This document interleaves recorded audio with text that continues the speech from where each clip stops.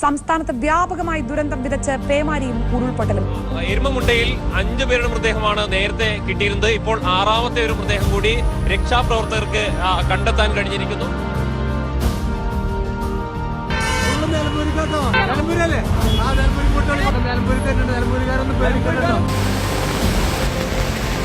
മലപ്പുറത്തിന്റെ മലയോര മേഖലകളിൽ ശക്തമായ മഴ ഇപ്പോഴും തുടരുകയാണ്. രക്ഷാദൌത്യത്തെ പോലും തടസ്സപ്പെടുത്തിക്കൊണ്ടുള്ള മഴയാണ് ഇപ്പോഴും തുടരുന്നത്.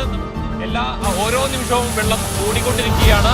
പലയിടത്തും ഉരുൾപൊട്ടുന്നു. ഇന്നലെ തന്നെ കാളിയാവിലും ചോക്കാടും കരുവാരക്കുണ്ടിലും പൂങ്ങാട്ടിയിലും എല്ലാം ഉരുൾപൊട്ടലുണ്ടായിരുന്നു. ഉരുൾപൊട്ടിയ ഭാഗങ്ങളിൽ തന്നെ വീണ്ടും